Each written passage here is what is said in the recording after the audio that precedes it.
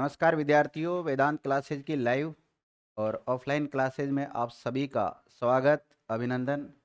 साथियों, हम मूल अधिकार के ऊपर चर्चा कर रहे हैं और मूल अधिकार को पढ़ते हुए काफ़ी समय हो चुका है अपने को, और कोशिश करते हैं या तो इस क्लास में इसको कंप्लीट करवा देंगे, नहीं तो नेक्स्ट क्लास में इसको कंप्लीट करवा देंगे, है ना। तो अंतिम मूल अधिकार बच रहा था अपना, इसका नाम है संवैधानिक उपचारों का अधिकार। क्या है? तो आप हेडिंग डाल लें 6 नंबर का। अभी 6 मूल अधिकार है ना, में 6 नंबर का मूल अधिकार कौन सा है? संवैधानिक उपचारों का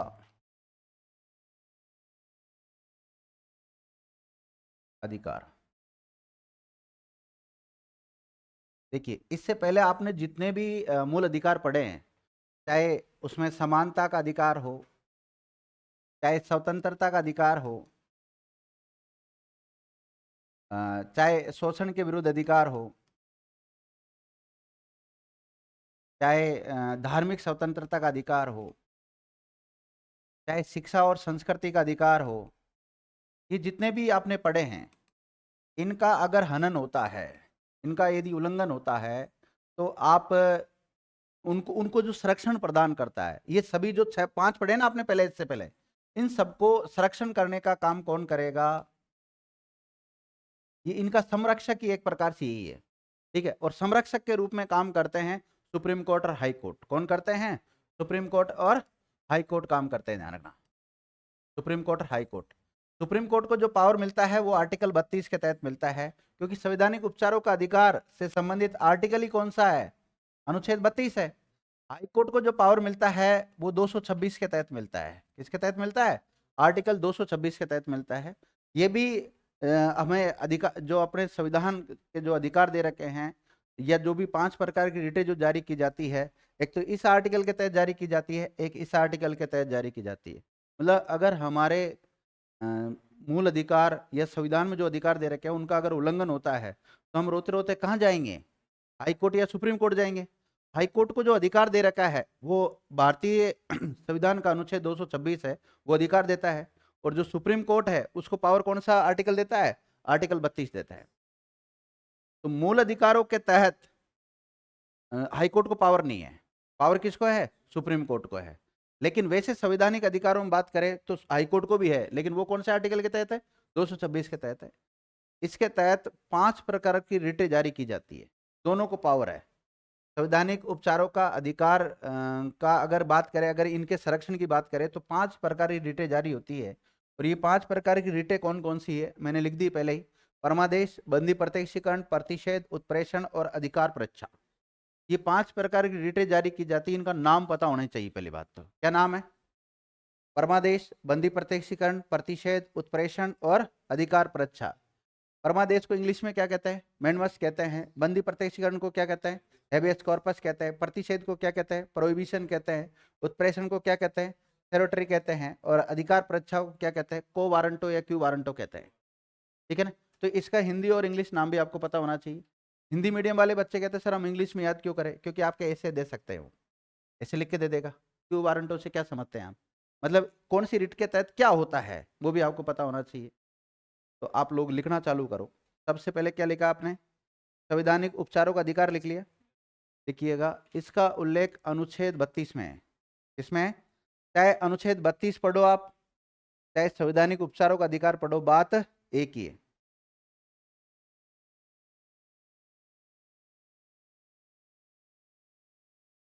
लिखिएगा, अनुच्छेद 32 हेडिंग डाल लो आप तो। अनुच्छेद 32, ठीक है। जैसे हम पहले डालते आए ना, जैसे शोषण के विरुद्ध अधिकार लिखा हमने, और फिर उसमें 23 और 24 पढ़ा, तो अनुच्छेद 23 पढ़ा, अनुच्छेद 24 पढ़ा, तो ऐसे आर्टिकल कौन सा पढ़ रहे हैं हम? 32 पढ़ रहे हैं अब। देखिएगा, इसमें मूल अधिकारों के संरक्षण की व्यवस्था की गई है।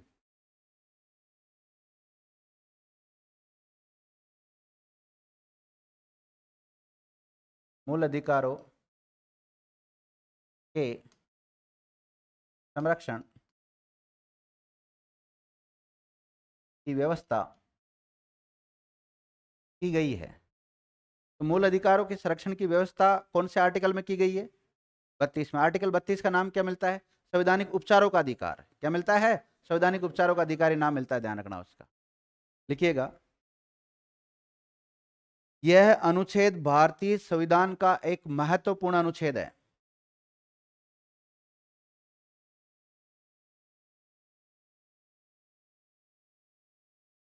यह अनुच्छेद भारतीय संविधान का, भारतीय संविधान में आर्टिकल कितने हैं टोटल? 395। उनमें से सबसे इंपोर्टेंट में नाम आता है किसका? आर्टिकल 32 का। क्या लिखा आपने? यह अनुच्छेद भारतीय संविधान का सबसे महत्वपूर्ण अनुच्छेद है। महत्वपूर्ण अनुच्छेद है। कौन सा अनुच्छेद? 32। ब्रैकेट में लिख सकते हो चाहे 32। अब अगर इन मूल अधिकारों का उल्लंघन हो गया, ये जो 5 मूल अधिकार बताए थे ना मैंने इससे पहले वाले आपको, ये अगर इनका उल्लंघन हो गया तो हम आर्टिकल 32 के तहत कहां जाएंगे बताओ? हाई कोर्ट या supreme court? Supreme court. High court नहीं जा सकते। हाई कोर्ट तो कौन से आर्टिकल के तहत जाते हैं? 226 के तहत जाते हैं। अगला फैक्ट ये लिखो, मूल अधिकारों का, मूल अधिकारों का हनन होने पर, मूल अधिकारों का हनन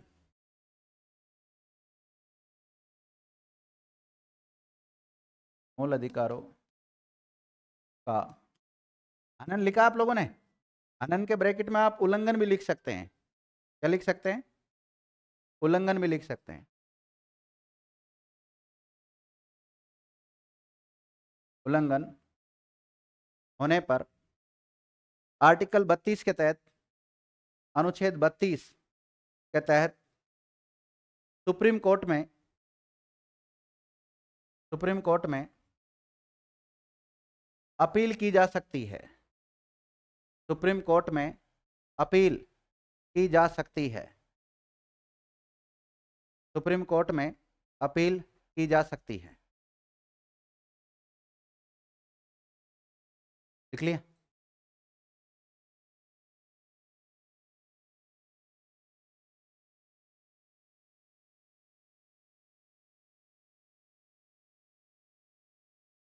एक नोट डाल सकते हैं आप, ध्यान देना। डॉक्टर बी आर अंबेडकर का नाम सुना आप लोगों ने?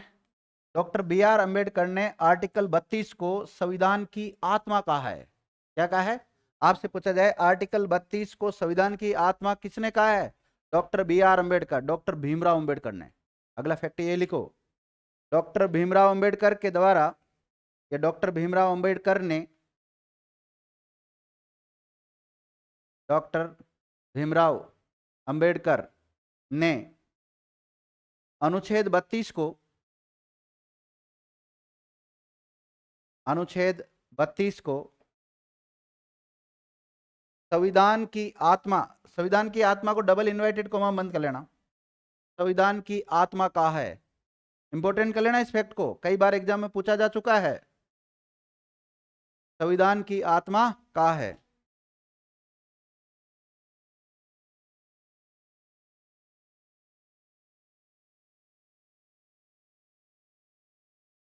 अगर विद्यार्थी हम कहें तो मूल अधिकारों का अगर हनन होता है, मूल अधिकारों का अगर उल्लंघन होता है, तो इनका उपचार किसमें छुपा हुआ बताओ?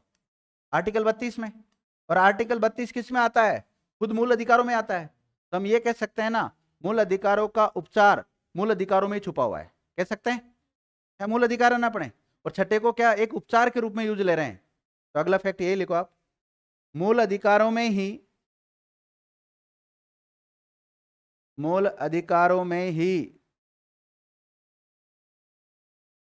मूल अधिकारों का उपचार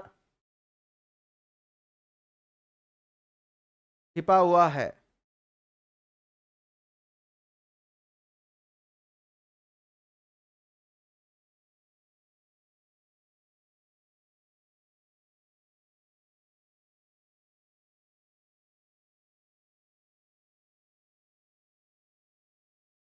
लिख लिया? अगला फैक्ट लिखो, आपसे पूछा जाए मूल अधिकारों का रक्षक किसे कहते हैं?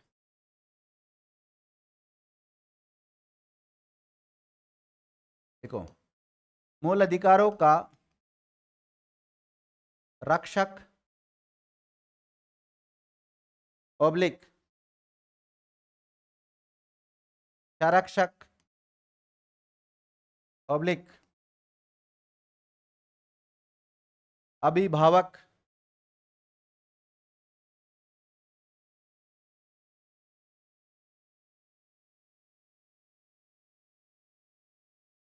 सुप्रीम कोर्ट और हाई कोर्ट दोनों को कहा जाता है, दोनों को कहा जाता है।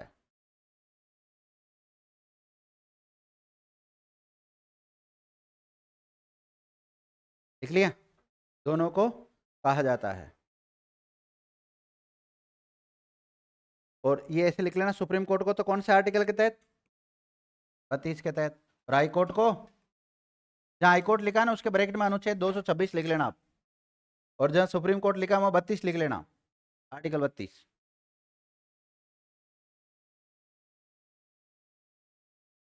लिख लिया? अब देखते हैं, एक काम करते हैं, हम थोड़ा सा हाई कोर्ट और सुप्रीम कोर्ट को थोड़ी तुलना कर लेते हैं दोनों की, है ना। हालांकि ये तो हम जब हाई कोर्ट और सुप्रीम कोर्ट पढ़ते हैं वहां पर भी तुलना करते हैं, लेकिन कई बार आपके सिलेबस में बाई चांस हाई कोर्ट और सुप्रीम कोर्ट नहीं दिया हुआ है तो आप हाई कोर्ट और सुप्रीम कोर्ट को नहीं पढ़ोगे, लेकिन मूल अधिकार दिया हुआ है तो मूल अधिकार को तो पढ़ोगे ना आप। तो मूल अधिकार से संबंधित भी यहाँ से हाई कोर्ट और सुप्रीम कोर्ट से क्वेश्चन बनते हैं, उसको भी लिखा देता हूँ मैं यहीं। एक काम करें, आप पेज के 2 पार्ट कर लो, एक तरफ तो लिख लो सुप्रीम कोर्ट और एक तरफ लिख लो क्या, हाई कोर्ट। एक तरफ सुप्रीम कोर्ट लिख लो, एक तरफ हाई कोर्ट लिख लो आप। मेरी तरह एससी मत लिखना, और एससी आप लिखो ना अगर, तो वहां ब्रैकेट में लिख लेना सुप्रीम कोर्ट। इसका मतलब क्या है, सुप्रीम कोर्ट है, ध्यान रखना। इसको सर्वोच्च न्यायालय भी कहते हैं।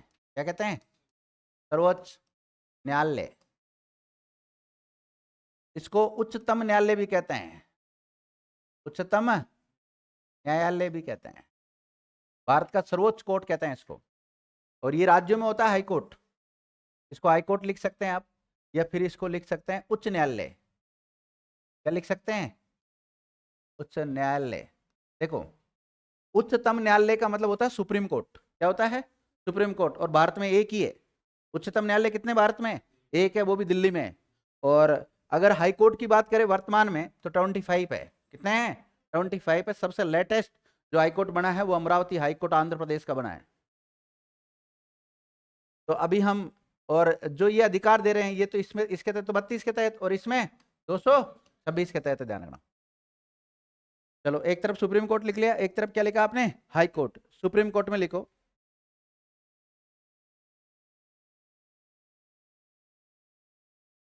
इसे अनुच्छेद 32 के तहत अधिकार दिया गया है। इसके तहत, अनुच्छेद 32 के तहत अधिकार दिया गया है।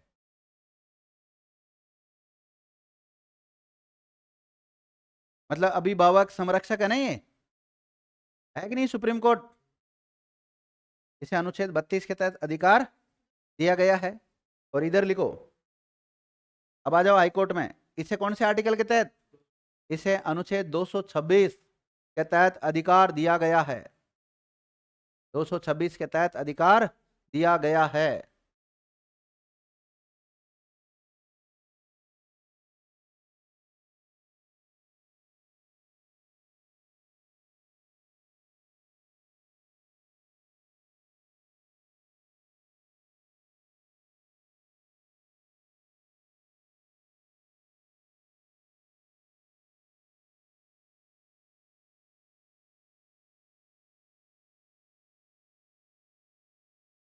ध्यान देना विद्यार्थियों, जो सुप्रीम कोर्ट है इसको मूल अधिकारिता भी प्राप्त है और संवैधानिक अधिकारिता भी प्राप्त है। लेकिन अगर हाई कोर्ट में बात करें तो इसे मूल अधिकारिता प्राप्त नहीं है, इसे क्या है? संवैधानिक अधिकारिता प्राप्त है। ये क्या होती है आगे हम सुप्रीम कोर्ट हाई कोर्ट पढ़ेंगे जब देखेंगे। यहाँ थोड़ा सा याद कर लो आप केवल इसको। तो हाई कोर्ट, इसमें सुप्रीम कोर्ट वाले में क्या लिखोगे? इसे मूल अधिकारिता के साथ साथ संवैधानिक अधिकारिता भी प्राप्त है। और इधर क्या लिखोगे? इसे केवल संवैधानिक अधिकारिता प्राप्त है। इसे मूल अधिकारिता व संवैधानिक अधिकारिता प्राप्त है। किसे? सुप्रीम कोर्ट को।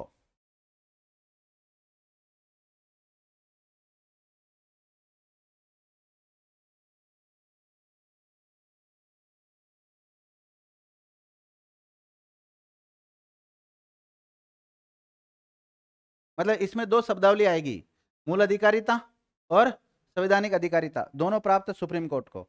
लेकिन हाई कोर्ट के संदर्भ में क्या आएगी? केवल संवैधानिक अधिकारिता प्राप्त है इसको।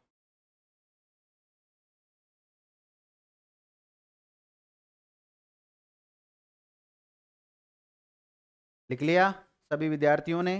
आगे बढ़ें।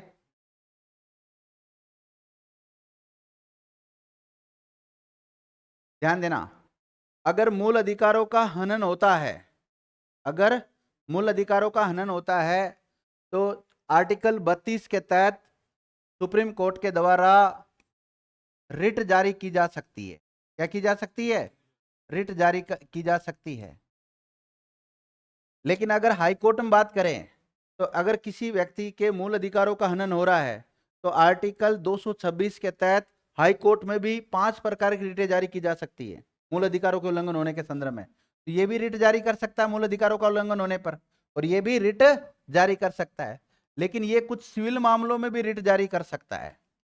सुनना मेरी बात, मतलब हाई जो सुप्रीम कोर्ट है इसको तो 5 प्रकार की रिट जारी करने का अधिकार है, और हाई कोर्ट को रिट जारी करने का 6 मामलों में अधिकार है।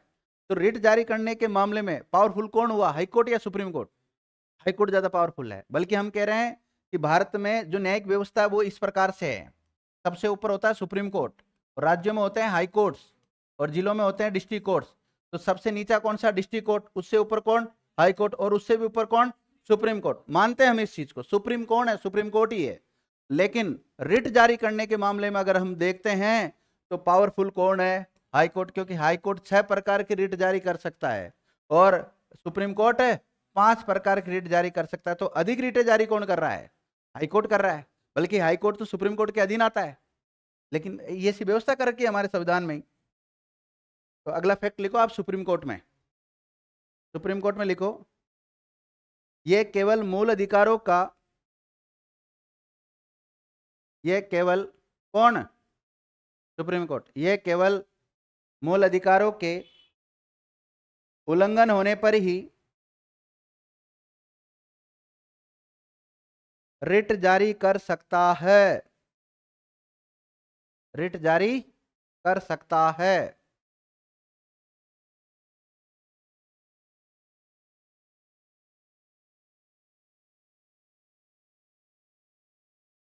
रिट जारी कर सकता है। RIT होगा, रिट जारी कर सकता है। REET तो रीट हो जाएगा, फिर तो क्या हो जाएगा? रीट का एग्जाम होता है ना एक, वो अलग हो जाएगा। तो रिट जारी कर सकता है कौन से मामलों में? मूल अधिकारों के उल्लंघन होने के मामले में रिट जारी कर सकता है कौन? Supreme court. इधर ध्यान देना, मूल अधिकारों का उल्लंघन होगा ना तब तो ये भी 5 प्रकार रिट जारी करेगा, और भी रिट जारी कर सकता है। तो इसमें जैसे लिखा था वैसे लिखो, हाईकोर्ट में आ जाओ, यह मूल अधिकारों के उल्लंघन के साथ साथ, यह मूल अधिकारों के उल्लंघन के साथ साथ अन्य दीवानी मामलों में, किसमें? अन्य दीवानी मामलों में। और दीवानी जो मामला है ना उसको आप सिविल मैटर भी बोल सकते हैं। क्या बोल सकते हैं? सिविल मामला भी बोल सकते हैं। दीवानी मामला ब्रैकेट में सिविल मामलों में भी रिट जारी कर सकता है।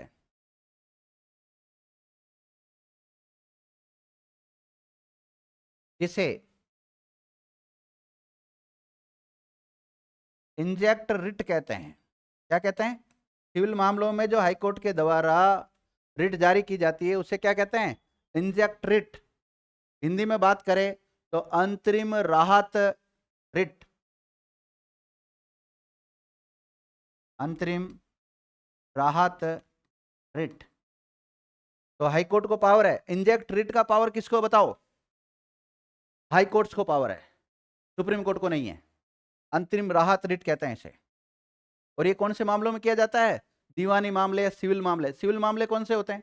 देखो, दो प्रकार के मामलों का नाम सुना होगा आपने, एक तो आपराधिक मामला और एक दीवानी मामला। आपराधिक मामला तो उसको कहते हैं मारपीट, लूट, चोरी, डकैती, ये सब किस में आते हैं? आपराधिक मामलों में आते हैं। और जैसे पैसों का लेन देन है, जमीन का विवाद है, ये सब सिविल मामले होते हैं, दीवानी मामले कहते हैं इनको। इंग्लिश में इसको सिविल कहते हैं और हिंदी में क्या बोलते हैं? दीवानी। और जो आपराधिक मामले होते हैं उनको दांडिक मामला भी कहते हैं। क्या कहते हैं? दांडिक मामला भी कहते हैं, उनको क्रिमिनल मैटर भी कहते हैं। चलो, तो ये सुप्रीम कोर्ट कितने प्रकार की रिट जारी कर सकता है? 5 प्रकार की। और जो हाई कोर्ट है ये 5 प्रकार की रिट तो जारी करेगा जो करेगा, और एक और जारी कर सकता है। कौन सी वाली? सिविल वाली। तो अर्थात हम ये कह सकते हैं हाई कोर्ट को 6 रिट जारी करने का अधिकार है और इसको कितनी रिट जारी करने का अधिकार है? 5 रिट जारी करने का अधिकार है। तो आप सुप्रीम कोर्ट में वापिस आ जाइए। देखो, सुप्रीम कोर्ट में या सुप्रीम कोर्ट के द्वारा 5 प्रकार की रिट जारी की जाती है। 5 प्रकार की रिटें जारी की जाती है। और ये 5 प्रकार की जो रिट है ना, वही लिख लो आप, पांचों नाम लिख लो ऐसे कैसे सेम। परमादेश ब्रैकेट में मैंडमस, बंदी प्रत्यक्षीकरण, हैबियस कॉर्पस कहते हैं इंग्लिश में, प्रतिषेध, प्रोहिबिशन, उत्प्रेषण, सेरोटरी, और पांचवी कौन सी है? अधिकार प्रच्छा, क्यू वारंट। ये 5 नाम लिख लो आप। सुप्रीम कोर्ट के द्वारा मूल अधिकारों का हनन होने पर कितने प्रकार की रिट जारी की जाती है? 5 प्रकार की। और ये 5 नाम याद होने चाहिए आपको। कौन कौन से? परमादेश, बंदी प्रत्यक्षीकरण, प्रतिषेध, उत्प्रेषण, अधिकार प्रच्छा।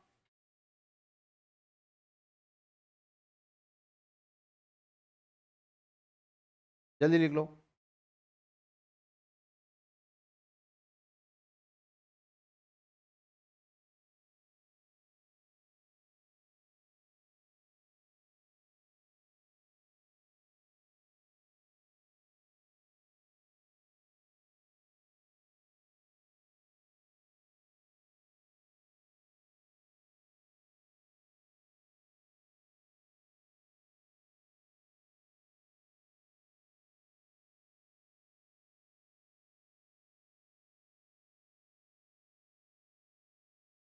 लिख लिए सभी विद्यार्थियों ने?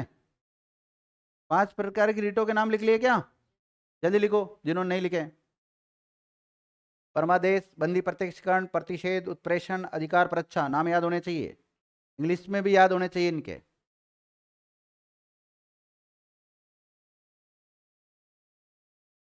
लिख लिए सभी विद्यार्थियों ने? Very good.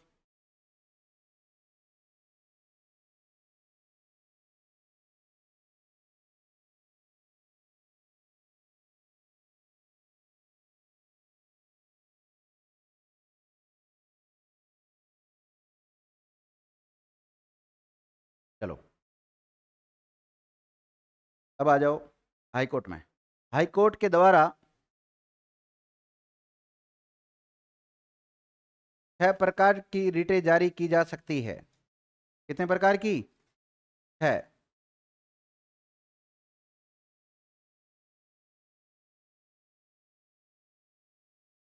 देखो, अगर मूल अधिकारों का हनन होता है तब तो 5 प्रकार की तो ये करेगा, क्योंकि हाईकोर्ट को मूल अधिकारों में भी पावर है।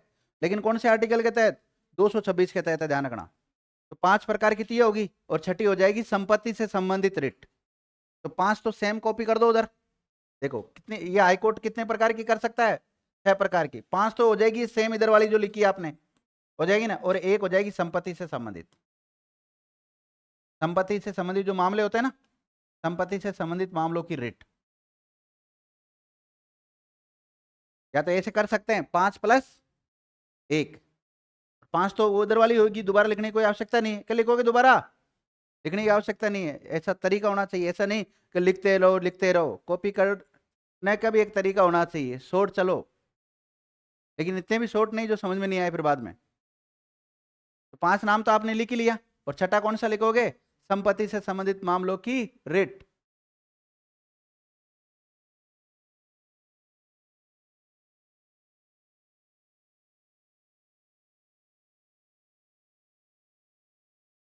लिख लिया?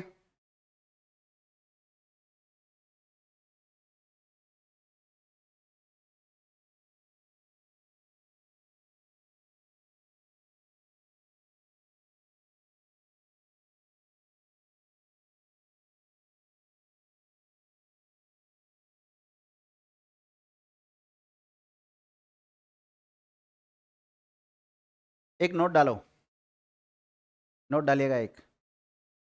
संपत्ति संबंधी मामलों में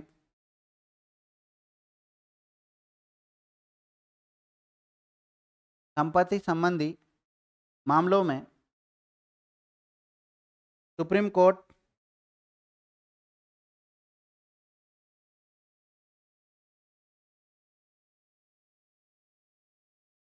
संपत्ति संबंधी मामलों में सुप्रीम कोर्ट रिट जारी नहीं कर सकता है। संपत्ति संबंधी मामलों में सुप्रीम कोर्ट रिट जारी नहीं कर सकता है, लेकिन हाई कोर्ट के द्वारा रिट जारी की जा सकती है। रिट जारी की जा सकती है। रिट कुछ नहीं, एक ऑर्डर होता है कोर्ट का, रिट कहते, रिट जारी की जा सकती है। अर्थात सुप्रीम कोर्ट के मुकाबले, अर्थात सुप्रीम कोर्ट की जगह ऐसी लिख सकते हो आप, है ना? अर्थात सुप्रीम कोर्ट के मुकाबले हाई कोर्ट की रिट जारी करने की शक्ति, रिट जारी करने की शक्ति विस्तृत एवं व्यापक है।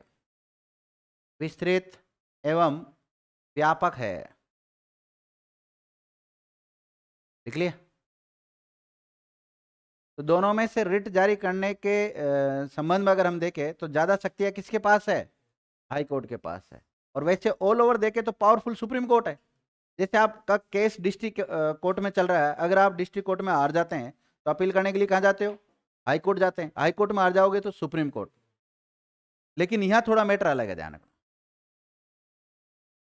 इसके अलावा देखिए, हम तुलनात्मक दृष्टि से पढ़ रहे हैं, दोनों के बारे में पढ़ रहे हैं ना।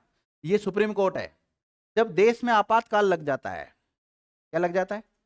नेशनल इमरजेंसी लगती है। नेशनल इमरजेंसी 3 टाइप की होती है। 352 के तहत राष्ट्रीय आपातकाल, और 356 के तहत राष्ट्रपति शासन। जब संवैधानिक तंत्र विफल हो जाता है तो ऐसी स्थिति में राज्यों में राष्ट्रपति शासन लगता है।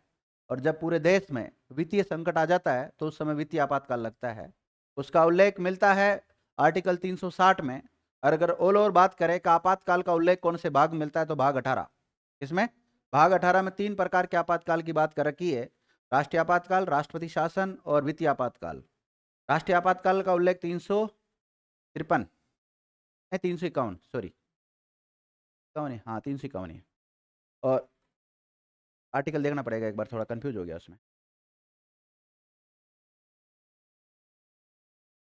देख लेंगे आर्टिकल में, देख लूंगा एक बार, मैं थोड़ा सा अभी माइंड से स्लिप हो गया। तो 3 प्रकार के आपातकाल, अगर हम यहाँ पे बात करें आपातकाल की, 352 में, इसमें 352 सॉरी, क्योंकि 351 तक तो राजभाषा आती है। हाँ तो 352 है। 352 से लेकर 360 तक भाग 18 आता है। कौन सा आता है? भाग 18। इसमें 3 प्रकार के आपातकाल का उल्लेख मिलता है। तो एक तो मिलता है 352 में, एक 356 में और एक 360 में। ये 3 टाइप के।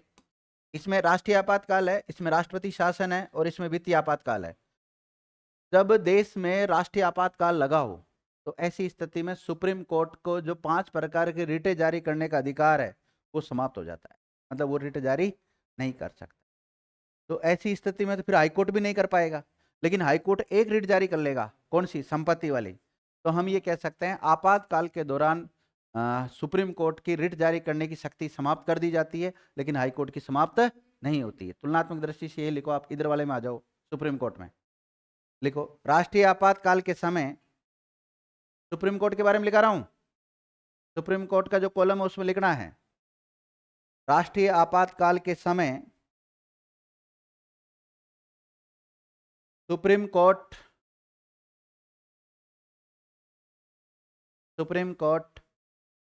की रिट जारी करने की शक्ति, रिट जारी करने की शक्ति निलंबित हो जाती है, निलंबित हो जाती है।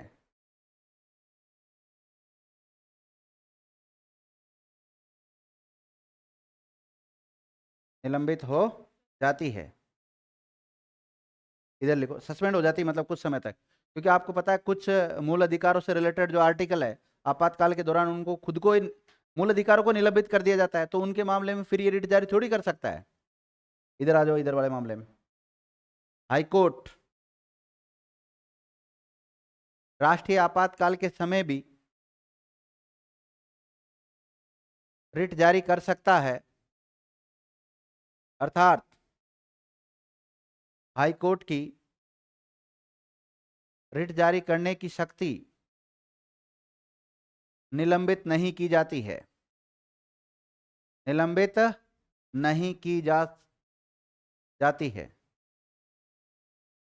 हाई कोर्ट की रिट जारी करने की जो शक्ति है उसको निलंबित नहीं किया जाता। निलंबन का मतलब होता है सस्पेंड।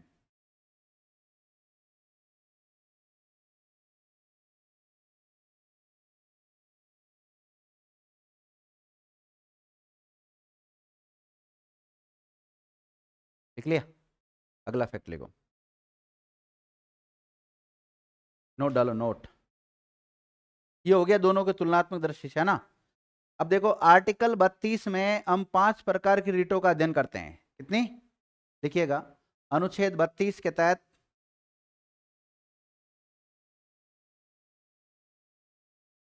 5 प्रकार की रिटें,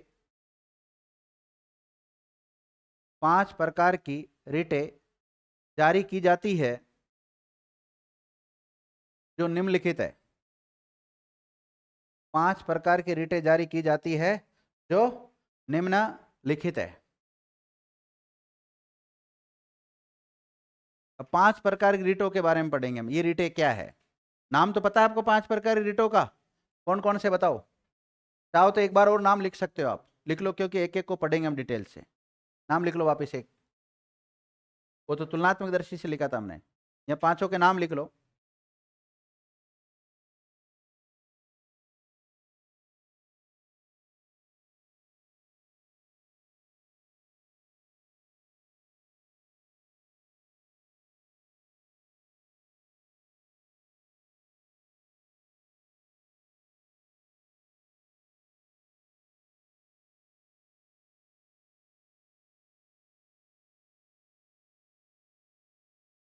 और ये बंदी प्रत्यक्षीकरण है, ये इसमें प्रशासनिक रिट में आती है, में आती है। प्रशासनिक रिट कौन कौन सी है? एक तो अधिकार परीक्षा और एक बंदी प्रत्यक्षीकरण, और बाकी है अर्ध न्यायिक रिटें। कैसी है?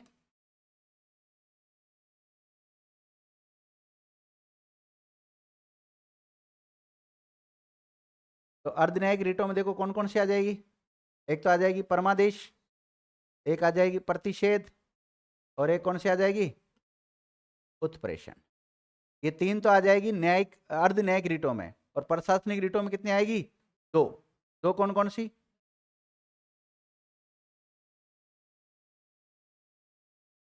लिख लो इनको ऐसे कैसे, कौन सी प्रशासनिक रिटों में आ रही है और कौन सी न्यायिक रिटों में आ रही है।